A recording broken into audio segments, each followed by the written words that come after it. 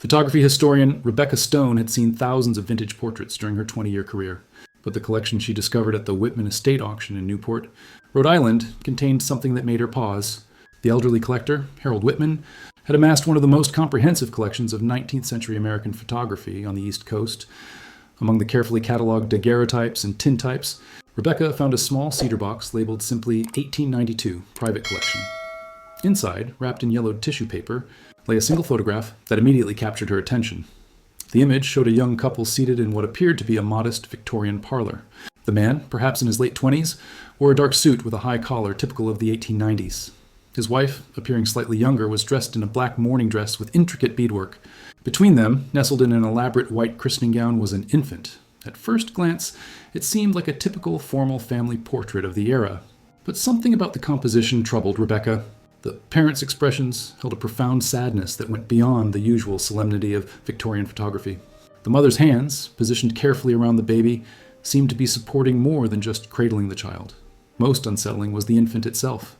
While babies in 1890s photographs rarely looked directly at the camera due to long exposure times, this child's stillness seemed different. The baby's eyes were closed, and there was an unnatural paleness to the skin that stood out even in the sepia tones of the aged photograph. Rebecca turned the photograph over and found a photographer's mark. Morrison Studios, Providence, RI, October 1892. Below that, in careful script, someone had written, Charles and Mary Henderson with beloved daughter Rose. Our angel returned to heaven at 3 months. This portrait preserves her earthly beauty for eternity. Rebecca's breath caught. She was looking at a post-mortem photograph, a memento mori of a deceased infant, captured with her grieving parents in what would be their only family portrait together. Rebecca immediately contacted Dr. Martin Torres, a professor of 19th century social history at Brown University and an expert on Victorian mourning customs. Post-mortem photography, while disturbing to modern sensibilities, had been a common and deeply meaningful practice during the late 1800s.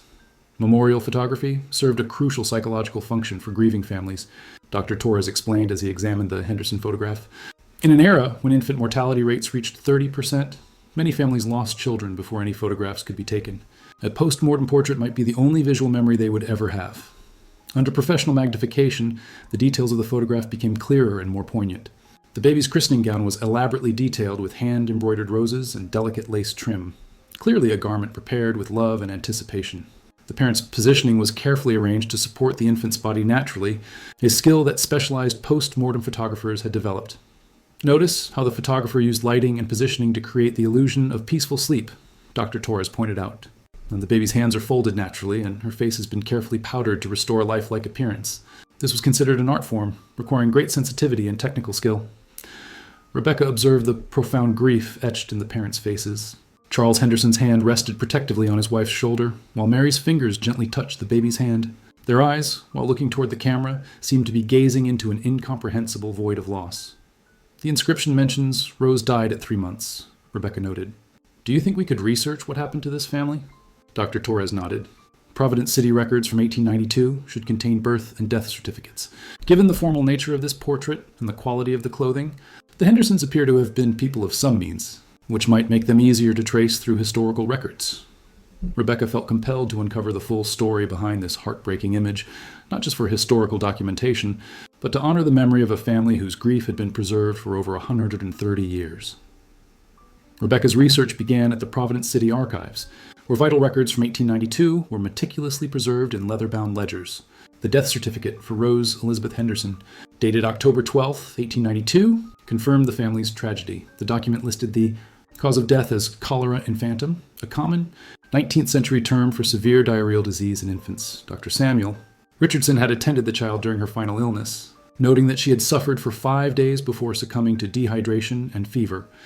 Birth records revealed that Rose had been born on July 8, 1892, making her exactly 3 months and 4 days old at the time of death. She was the first child of Charles William Henderson, listed as a bank clerk, and Mary Catherine Henderson, née Walsh, age 24. The 1890 census showed the young couple living at 47 Benefit Street in Providence's historic district, in a boarding house that catered to respectable working-class families. Charles earned $18 per week at Providence National Bank, a decent wage that would have allowed them to afford the elaborate christening gown and professional memorial photograph. Rebecca found the Hendersons' marriage record from June 1891 at St. Mary's Catholic Church. They had been married just over a year when Rose was born, suggesting this was a planned and eagerly anticipated pregnancy. Local newspaper archives provided additional context. The Providence Journal from October 1892 contained several notices about a cholera outbreak that had affected the city's downtown area, particularly impacting families living in crowded boarding houses where sanitation was often inadequate. 15. Infants lost to summer cholera. Read one headline from August 1892. City. Health officials urge families to boil all water in milk. The Hendersons had lost their daughter during one of the worst public health crises of the decade. Rebecca also discovered a small obituary notice. Rose Elizabeth Henderson, beloved daughter of Charles and Mary Henderson, called home to heaven on October 12th, in her 4th month. Services at St. Mary's Church. The family requests privacy in their grief. This formal language couldn't capture the devastation visible in the memorial photograph, but it confirmed the timeline and circumstances surrounding little Rose's death. Rebecca's next step was researching Morrison Studios, the photography establishment that had created the Henderson Memorial Portrait. The Rhode Island Historical Society's archives contained business records showing that photographer Edmund Morrison had specialized in family portraiture and memorial photography from 1885 to 1910. Morrison's advertisement in the 1892 Providence City Directory was revealing memorial photography handled with utmost sensitivity and discretion. Grieving families accommodated at any hour. Portraits created to honor and preserve the memory of departed loved ones.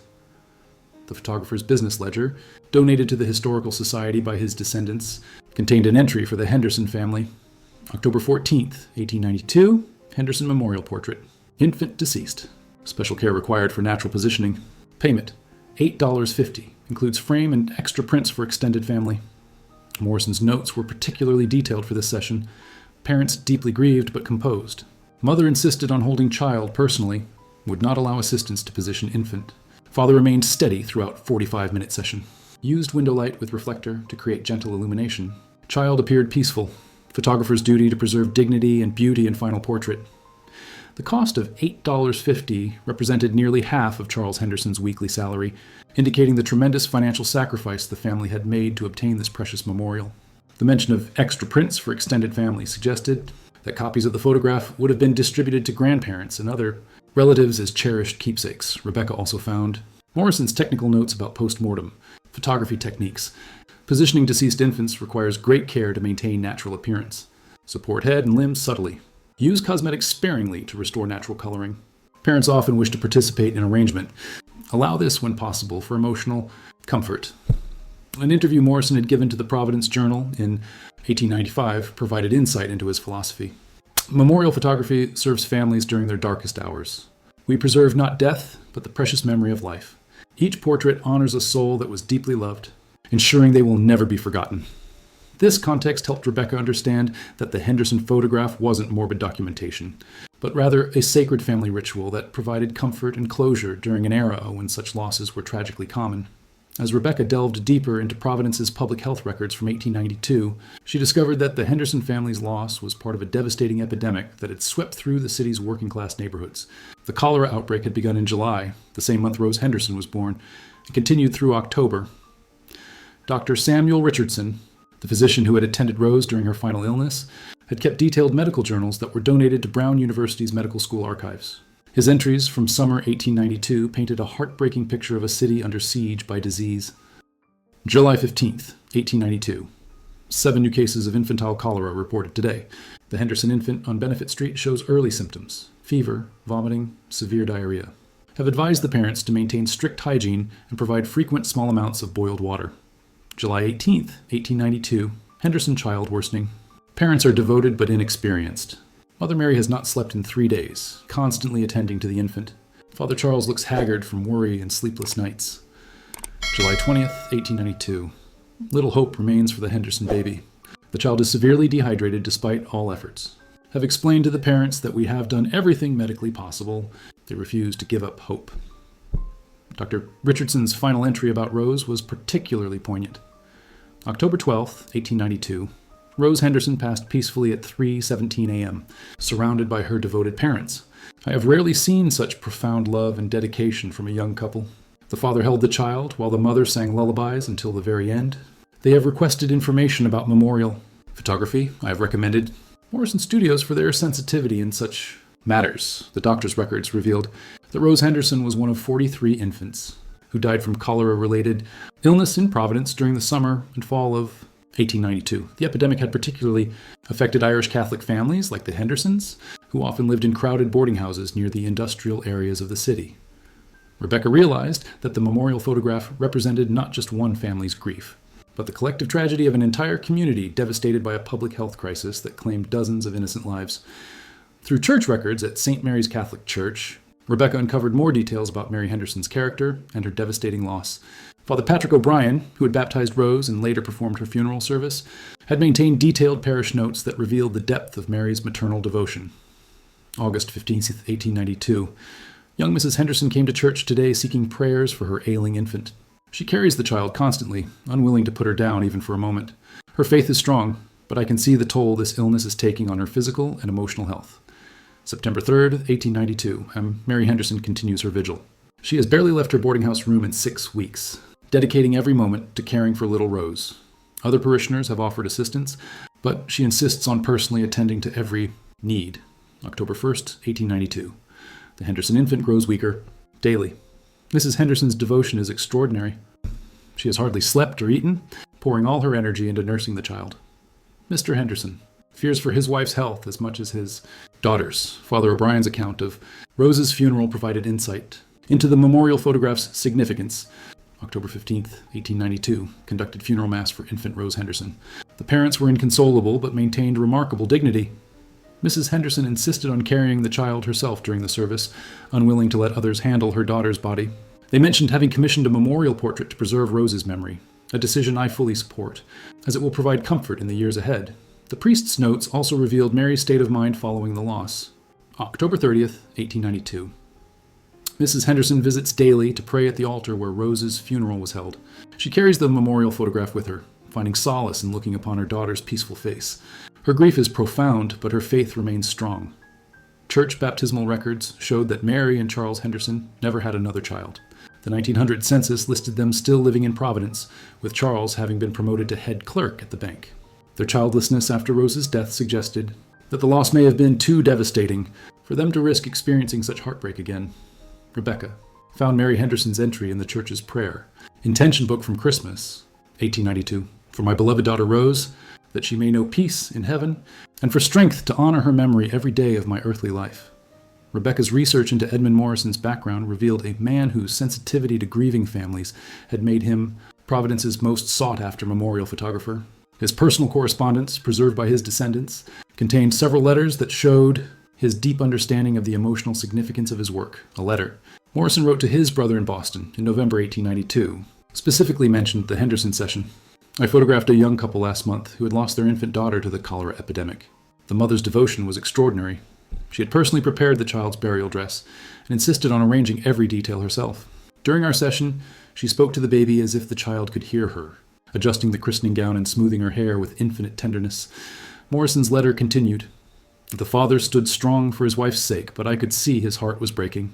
When I suggested we take multiple exposures to ensure a perfect memorial, he agreed immediately, saying cost was no concern when it came to preserving their daughter's memory. These are the sessions that remind me why my profession is a calling, not merely a business. The photographer's technical notes for the session revealed the extraordinary care he had taken. Used natural north window light to create soft, ethereal illumination. Positioned mirrors to eliminate harsh shadows. The mother's black mourning dress provided beautiful contrast to the infant's white christening gown. Required 3 separate exposures due to mother's slight trembling. Understandable given her emotional state. Morrison had also noted the couple's interaction during the lengthy session. Parents took turns speaking to the child, sharing memories of her brief life and expressing their love. Mrs. Henderson sang an Irish lullaby while I prepared the final exposure. Mr. Henderson's hand remained on his wife's shoulder throughout, providing steady support. Their love for each other and their departed child was palpable. A business letter Morrison wrote to a photography supplier in 1893 reflected on his memorial work. Memorial photography requires infinite patience and compassion. Families are entrusting us with their most precious final moments together. Every technical detail must be perfect because there will be no second chance to capture these memories. Rebecca realized that Morrison's expertise had created more than just a photograph. He had produced a work of art that transformed grief into something beautiful and lasting, allowing the Henderson family to process their loss while creating a tangible connection to their beloved daughter. Providence City records and local newspaper archives revealed how the tight-knit Irish Catholic community had rallied around the Henderson family during their tragedy. The cholera epidemic had affected many families simultaneously, creating a network of shared grief and mutual support.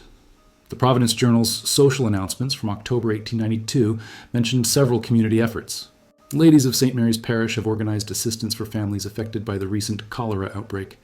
Mrs. Catherine Walsh, Mrs. Eleanor Murphy, and Mrs. Margaret O'Brien are coordinating meal delivery and household assistance for bereaved mothers. Mrs. Catherine Walsh was Mary Henderson's own mother, indicating that the extended family had mobilized to support the grieving couple. Church collection records showed special donations were taken to help families pay for medical expenses and funeral costs during the epidemic. A letter to the editor, published in the Providence Journal on November 2, 1892, was signed by a concerned neighbor, but described the Henderson family's character. The young couple who lost their infant daughter on Benefit Street have conducted themselves with remarkable grace during this terrible trial. The wife's devotion to her child during the illness was extraordinary, and the husband's support of his family while maintaining his employment shows admirable strength. Our community has witnessed true Christian virtue in their response to tragedy. Parish records from St. Mary's showed that a memorial fund had been established in Rosie, Henderson's name, to help other families facing similar medical crises. Contributors included Charles, Henderson's colleagues from Providence National Bank, and families from their boarding house who had witnessed the couple's devotion during Rose's illness. The boarding house register, preserved in the Providence Historical Society archives, contained notes from the proprietor, Mrs. Ellen McCarthy. The Henderson family occupied room 3B from June 1891 to March 1893. During their infant daughter's illness in summer 1892, they maintained perfect consideration for other residents, despite their personal anguish. Mrs. Henderson's quiet dignity during her terrible loss was an inspiration to all who knew her. These community connections explained how the Hendersons had been able to afford Morrison's memorial photography services. The $8.50 cost would have been prohibitive on Charles' bank clerk salary alone, but community support had made this precious final portrait possible.